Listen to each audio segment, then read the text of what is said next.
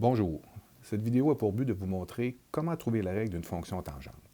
J'ai utilisé un code de couleur pour vous montrer comment on fait pour déterminer le paramètre ABHK et le XY.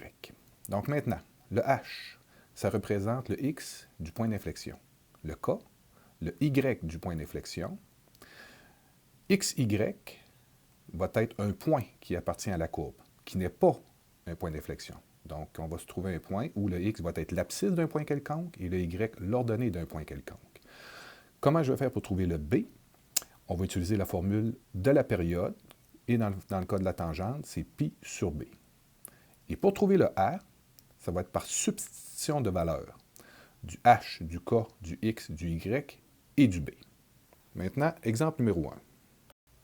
Bon, ici, j'ai pris un peu d'avance. J'ai déterminé qu'est-ce qui était mon paramètre HK. Donc, j'ai trouvé que mon point d'inflexion, c'était moins pi sur 4, 0. Et un point quelconque qui appartient à une des courbes, qui va s'appeler XY, qui va être moins 3 pi sur 2 et 0,5. Pour trouver la période, ce que je fais, moi, normalement, c'est que j'essaie de découvrir combien va valoir une case. Donc, comme information, quand je pars de 0, ça me prend 2 cases pour arriver à pi sur 2. Donc, si je prends pi sur 2 divisé par 2, ça veut dire que chacune des cases vaut 1 pi sur 4. Maintenant, quand je veux savoir c'est quoi la mesure qu'ils ont pris pour trouver une période qui a été complétée, donc on va calculer de ce point-là ici, qui est un 0. Donc, on fait 1, 2, 3, 4. Ça m'a pris 4 cases avant de découvrir le même point. Donc, si je fais pi sur 4 fois 4, ça va me donner pi. Maintenant, on va aller utiliser la période qui est pi sur b. Donc, j'ai découvert tout à l'heure que la période, c'est pi, et la formule va être pi sur b. Donc, on se rend compte assez rapidement que le paramètre b va être égal à pi divisé par pi, qui va être égal à 1. Essentiellement, j'ai mon XY, j'ai mon HK, j'ai mon B, donc tout ce qui va me rester à découvrir, c'est le paramètre A. Donc, le paramètre A, dans mon tableau précédemment, je vous avais dit que c'est par substitution de valeur. On va aller faire les substitutions de valeur. Y, dans mon tableau, j'ai décidé que c'était 0,5. Le A, je le cherche. La tangente, le paramètre B, c'est 1. Je peux l'écrire, mais il n'est pas nécessaire. Le X, ça va être mon moins 3 pi sur 2. Et le H, ça va être moins pi sur 4. Donc, moins, ça va me donner plus pi sur 4. Et le paramètre K, il est 0. Donc, je l'écris, même s'il n'est pas nécessaire, on va l'enlever tout à l'heure. Maintenant, la calculatrice, vous allez faire moins 3 pi sur 2 plus pi sur 4. Et vous allez faire la tangente de votre réponse. Bon, étant donné que j'ai 1, on peut faire 1 fois la réponse. Si j'avais eu 2, bon, j'aurais fait 2 fois la réponse et après, j'aurais fait la tangente. Il faut faire attention de faire les multiplications avant de faire notre rapport trigonométrique. Donc, à la calculatrice, ça va me donner moins 1, ça ici.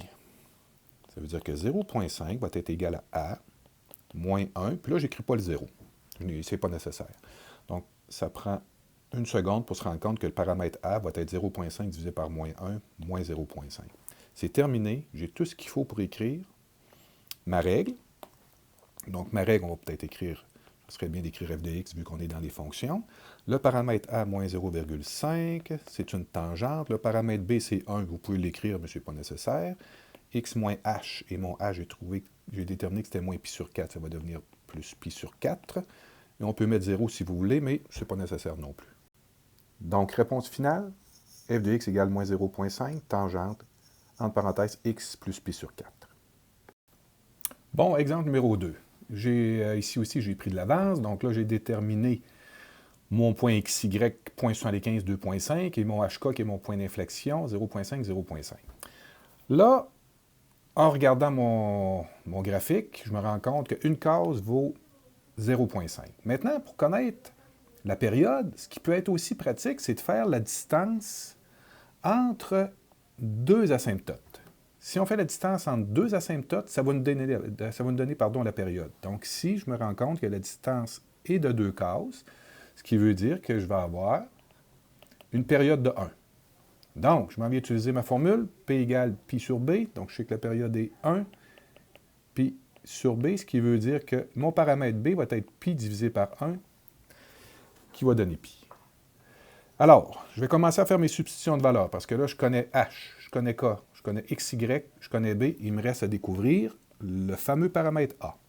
En passant, ce qui peut nous donner un indice, c'est étant donné que quand on regarde nos courbes, qu'on lit de gauche vers la droite, c'est en croissant, Donc la courbe est croissante, on devrait avoir un paramètre A qui va être positif. Donc je commence à faire mes substitutions de valeur. Y, 2,5. H de recherche. Tangente, B, ça va être pi. J'ai un X qui va être 0,75, moins le H qui va être 0,5 et le K qui va être 0,5. En faisant les calculs à la calculatrice, j'ai trouvé que quand j'ai fait 0,75 moins 0,5 multiplié par pi, j'ai fait la tangente du chiffre, ça m'a donné 1. Alors, je vais m'organiser pour isoler le paramètre A. Le 0,5 s'en va de l'autre côté, il va faire une soustraction. Donc, on va faire 2,5 moins 0,5, il va me rester 2 est égal à A, entre parenthèses 1. Et le paramètre A va être 2 divisé par 1, qui va être égal à 2. J'ai un paramètre qui me donne un signe positif, ce qui garde la logique quand je vous ai expliqué tout à l'heure que vu que ma fonction est croissante, le paramètre A doit être positif. J'ai tout ce qu'il faut pour faire la règle. On l'écrit au propre. F de x va être égal à A, que j'ai trouvé qui était 2. Tangente, le paramètre B, c'est pi, x moins h, moins 0,5, plus k, 0,5. Maintenant, il vous reste à vous pratiquer avec la feuille de notes. Vous allez retrouver un graphique. Allez rechercher la règle et faites-vous vérifier par votre enseignant avant de débuter vos exercices. Bonne pratique!